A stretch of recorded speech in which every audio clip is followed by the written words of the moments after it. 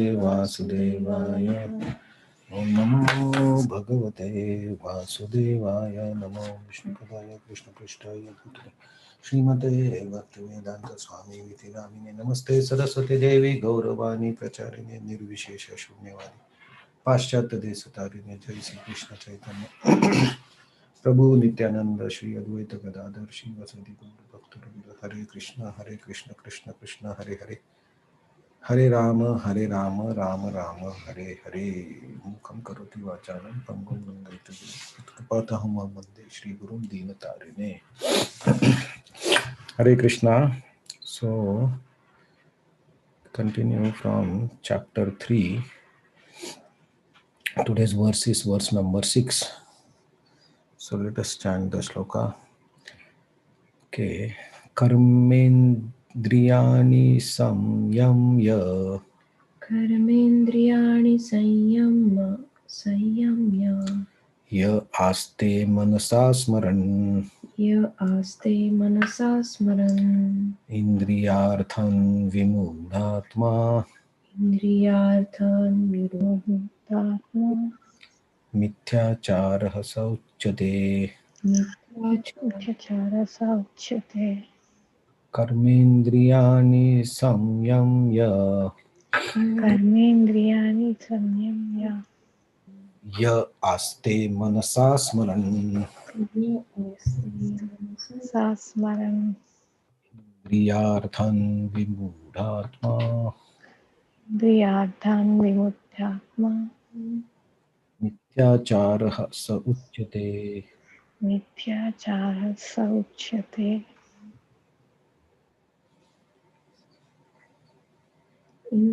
कर्मेन्द्रियाणि संयम्य य अस्ते मनसा स्मरन् इन्द्रियार्थान् विमूढात्मा मिथ्याचारः स उच्यते.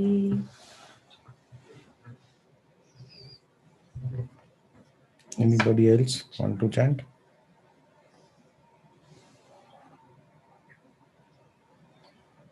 Okay, so let us see the translation and purport. One who restrains the senses of action but whose mind dwells on sense objects certainly deludes himself and is called a pretender. Purport. There are many pretenders who refuse to work in Krishna consciousness but make a show of meditation while actually dealing within the mind upon the sense object. Such pretenders may also speak on dry philosophy in order to bluff sophisticated followers. But according to this verse, these are greatest cheaters. For sense enjoyment, one can act in any capacity of social order, but if one follows the rules and regulations of his particular status, he can make gradual progress in purifying his existence. But he who makes a show of being a yogi while actually searching for the objects of sense gratification must be called the greatest cheater. Even though he sometimes speaks of philosophy, his knowledge has no value because the effect of such sinful man's knowledge are taken away by illusionary energy of the Lord. Such pretender's mind is always impure and therefore his show of yogic meditation has no value whatsoever.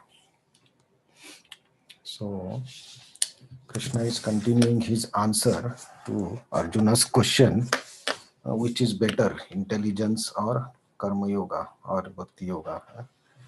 And Krishna told that the goal achieved, both are good, but of that, better is Karma Yoga.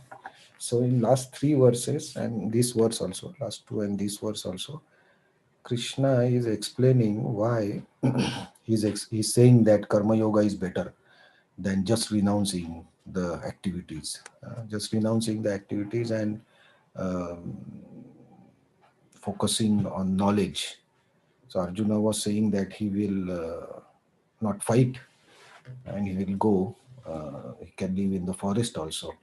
That was his argument. So Krishna is now explaining why renunciation itself is not easy and what is the then why karma yoga is better. So last two verses he explained like premature renunciation. For renunciation also you need qualification. If your heart is not pure, then you cannot renunciate. That is a problem.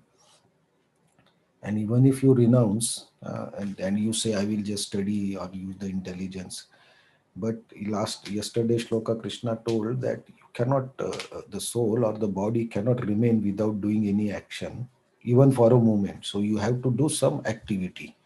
So just by renouncing, you cannot achieve the peace.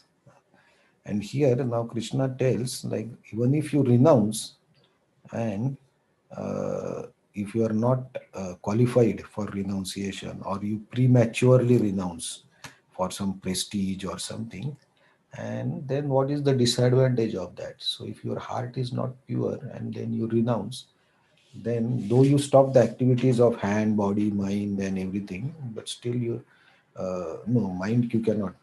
Even if you stop hand, eyes, senses, the mind will not stop. The mind will keep focusing, or keep smaran. It will keep remembering the objects of senses.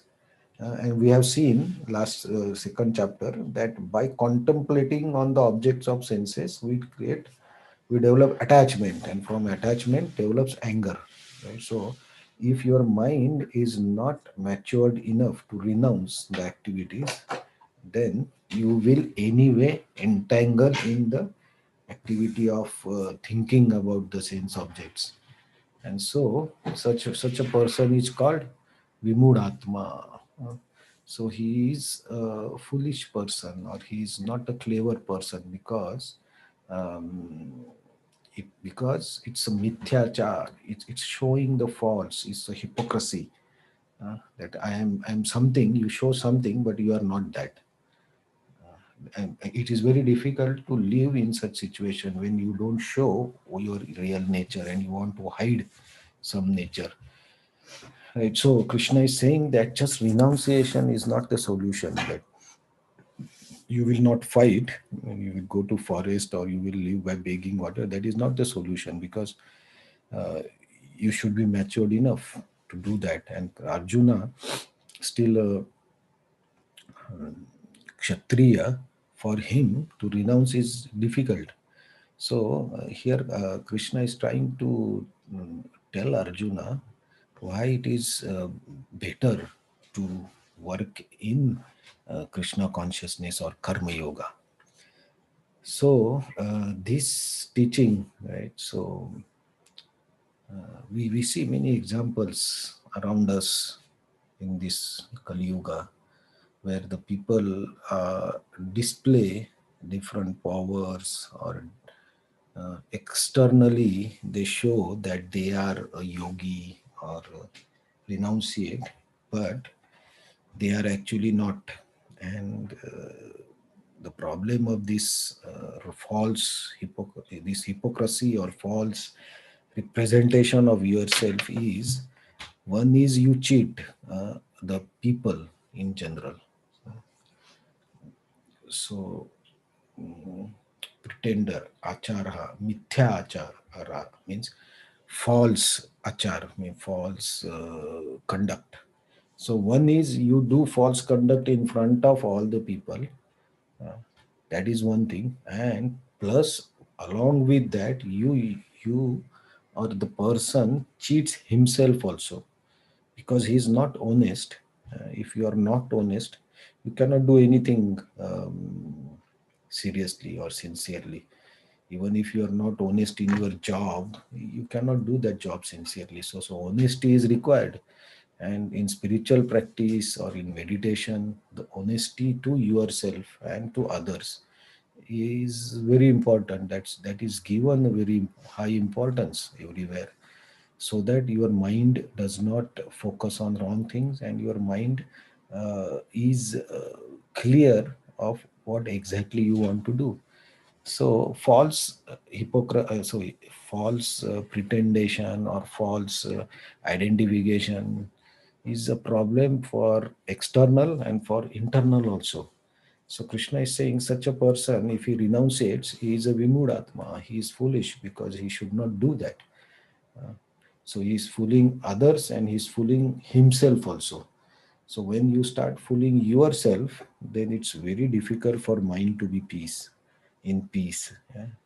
So we have any examples, right? We have a saying that if you lie once, then to hide that lie, you have to lie 100 times.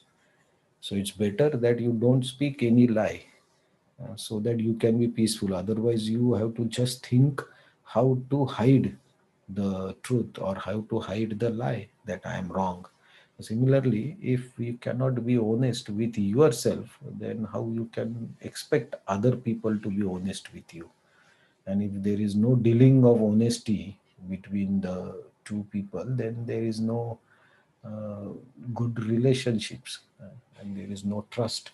And without this honesty and trust, you cannot do meditation or, for the matter, any spiritual practice.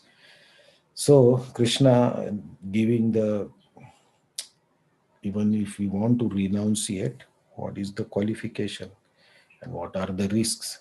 So I think from the, so Krishna will tell then now, okay, so renunciation is difficult, so what is better? Why doing the activity in karma yoga is better than just renunciating? So that Krishna will tell in the next few shlokas, and that we'll see from tomorrow. Hare Krishna.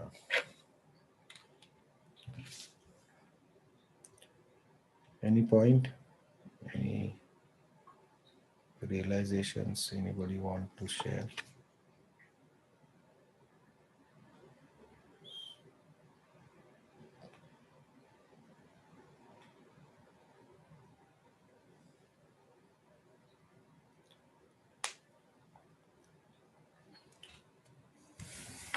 Okay, thank you very much for joining. Let's see tomorrow what Krishna says about why Karma Yoga is better than this just false renunciation. Hare Krishna. Thank you very much.